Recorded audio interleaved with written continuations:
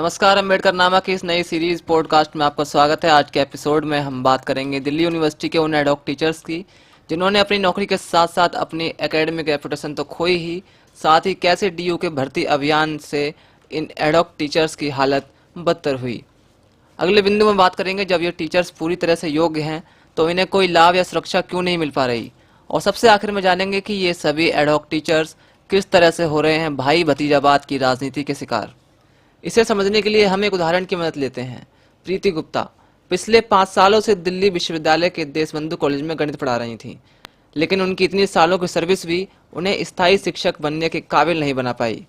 दर्जनों अन्य एडहॉक या गेस्ट टीचर्स की तरह वह स्थायी शिक्षकों को नियुक्त करने के लिए डीयू के चल रहे इंटरव्यू में सफल नहीं हो पाई और फिलहाल बेरोजगार हैं। 40 साल की गुप्ता ने कहा, कुल मिलाकर मैंने डीयू के एडहॉक प्रोफेसर के तौर पर 12 साल तक पढ़ाया है। मुझे हर साल टीचिंग पोजीशन के लिए फिट समझा गया और फिर अचानक एक दिन मैं अनफिट हो गई। इस विचारहीन कदम ने न केवल मेरे निजी जीवन और कमाई को खतरे में डाला है, बल्कि एक टीचर के रूप में मेरी प्रतिष्ठा को भी नुकसान पहुंचाया है। उन्होंने आगे कहा, अब मैं जहां भी आवेदन करती हूं, हर कॉलेज एक ही सवाल करता है, आपको क्यों हटाया गया। लेकिन गुप्ता अपने इस दुख में अकेली नहीं है। शिक्षकों ने दावा किया है कि सितंबर में भर्ती शुरू होने के बाद से हंसराज, लक्ष्मीबाई, दौलतराम, देशबंधु और रामजस जैसे डीयू कॉलेजों से 50 से ज्यादा एडहॉक प्रोफेसरों को हटा दिया गया है। अभी इस लाइन में और भी टीचर्स के खड़े हो जाने की संभावना है। इनमें से कई टीचर्स ने अपनी परेशानी साझा की। उन्होंने कहा कि वह काफी दुखी महसूस कर रहे हैं क्योंकि कॉलेज को इतने साल देने के बाद आज वह जीरो हो गए हैं। इनमें से कितने शिक्षक तो 1 दशक से ज्यादा लंबे समय से पढ़ा रहे थे। कई लोग नाराज भी हैं और आरोप लगा रहे हैं कि चयन प्रक्रिया अनुचित, अपारदर्शी और राजनीतिक कारकों से प्रभावित है।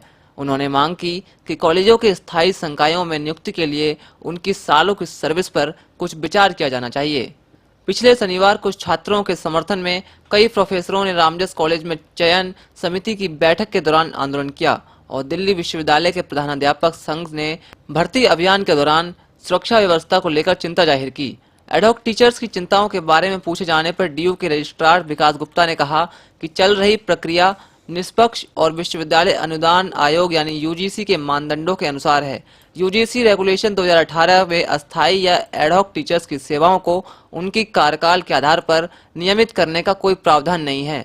रजिस्ट्रार ने कहा, एडहॉक की नियुक्ति को स्थायी बनाने का कोई प्रावधान नहीं है।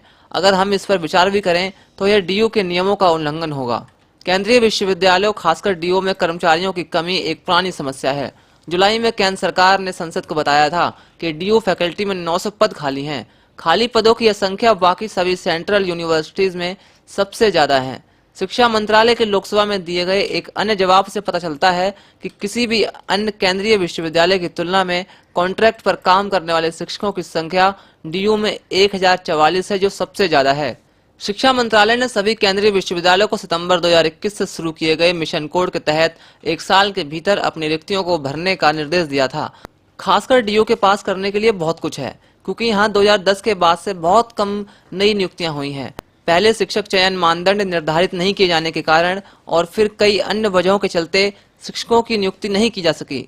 मसलन 2020 में महामारी और इससे पहले 2018 में शिक्षण पदों में आरक्षण के लिए एक नए फॉर्मूले पर काम करने के यूजीसी के निर्देश पर विवाद बड़े पैमाने पर फैकल्टी की कमी के बावजूद डीयू कॉलेजों में कक्षाएं निरंतर चलती रहीं, तो इसकी एकमात्र वजह एडहॉक शिक्षक ही रहे। उन्होंने इसमें काफी महत्वपूर्ण भूमिका निभाई है, लेकिन आज इनमें से कई शिक्षक शिकायत कर रहे हैं कि बदले में उनके साथ अनुचित और प्रतिकूल व्यवहार किया गया है। डीयू में काम करने वाले सभी एडहॉक टीचर्स के पास कॉलेज के प्रोफेसर बनने के लिए जरूरी शैक्षणिक योग्यता है और उन्होंने यूजीसी की राष्ट्रीय पात्रता परीक्षा नेट को पास भी किया है। एडहॉक प्रोफेसर्स की नियुक्ति ज्यादा से ज्यादा 4 महीने के लिए की जाती है और अगर जरूरी हुआ तो उनके कार्यकाल को आगे बढ़ा दिया जाता है, जो कि आमतौर पर होता भी है।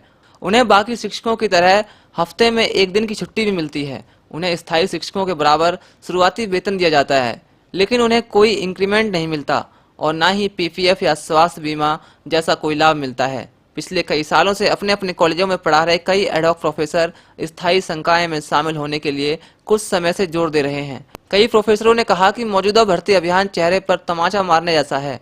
उन्होंने दावा किया कि बड़े पैमाने पर एडहॉक प्रोफेसरों को हटाने का काम चल रहा है। हालांकि कॉलेजों ने प्रतिक्रिया के डर से सटीक संख्या को गुप्त रखा हुआ है। डीयू के एकेडमिक काउंसिल के सदस्य और हंसराज कॉलेज में प्रोफेसर मिथुनराज धूसिया ने बताया, हम एडॉक और अस्थायी टीचर्स को परमानेंट किए जाने की मांग कर रहे हैं। वो इतने सालों से मेधावी छात्रों को पढ़ा रहे हैं, किसी भी परिस्थिति में उन्हें हटाया नहीं जाना चाहिए।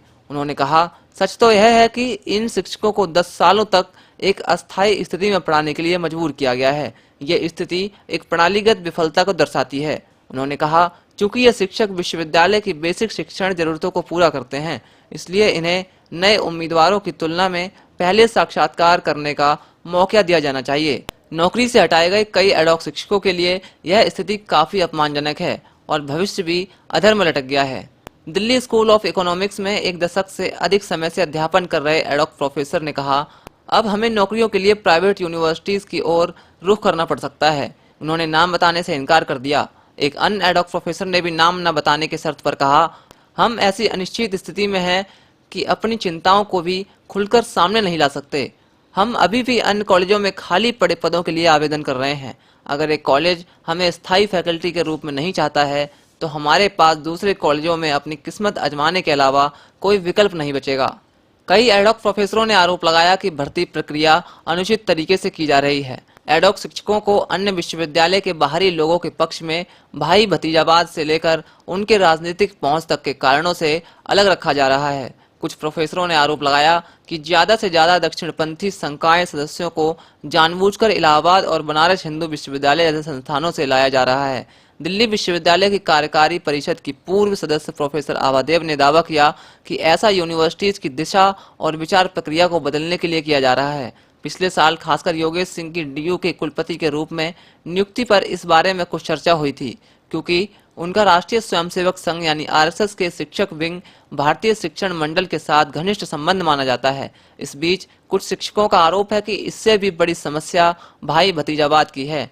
मिसाल के तौर पर प्रीति गुप्ता ने दावा किया कि उनकी जगह दूसरे कॉलेज के प्रिंसिपल के बेटे ने ले ली है। एक अन्य एडॉक प्रोफेसर ने बताया कि किसी उम्मीदवार की नियुक्ति उसके ट्रैक रिकॉर्ड के बजाय इस आधार पर निर्भर करती है कि उच्च पदस्थ डीयू संकाय सदस्यों से उसे एक शानदार सिफारिश मिल सकती है या नहीं। प्रोफेसरों ने यह भी दावा किया है कि हंसराज कॉलेज में हो रहे इंटरव्यू के दौरान उन्हें थीसिस, घड़ियां और मोबाइल फोन जैसी किसी भी चीज को अंदर अपने साथ ले जाने की अनुमति नहीं थी। उन्होंने यह भी आरोप लगाया कि साक्षात्कार के दौरान कुछ उम्मीदवारों को दूसरों की तुलना में कम समय दिया गया। इन आरोपों पर डीयू के रजिस्ट्रार विकास गुप्ता ने कहा, मेरी जानकारी के मुताबिक चयन प्रक्रिया में कोई पक्षपात नहीं किया गया है। दूसरे कॉलेजों के कई प्रोफेसर डीयू में नियुक्त किए गए हैं और हमारे विभागों के कई प्रोफेसर अलग अलग कॉलेजों में चले गए हैं। दी प्रिंट पर छपी इस खबर के अनुसार इस शुक्रवार को जब दी प्रिंट ने रामजस कॉलेज का दौरा किया, तो एडॉक टीचर्स का एक समूह भर्ती प्रक्रिया को लेकर एक छोटा सा विरोध कर रहा था। वह एक अन्य कारण से भी परेशान थे। लखनऊ के बाबा साहब भीमराव अम्बेडकर विश्वविद्यालय के प्रोफेसर कमल जायसवाल की जूलॉजी विभाग में शिक्षकों के लिए विशेषज्ञ साक्षात्कारकर्ता के रूप में नियुक्ति 2016 में उन पर जातिवाद टिप्पणी करने और छात्रों को परेशान करने का आरोप लगाया गया था। इस बारे में पूछे जाने पर विकास गुप्ता ने कहा कि जायसवाल को इंटरव्यूअर के तौर पर रखने में कोई बुराई नहीं है। उन्होंने कहा, हमें यूजीसी द्वारा पैनल विशेषज्ञों की एक सूची दी गई है। हम जारी दिशा निर्देशों के अनुसार प्रोफेसरों का चयन करते हैं।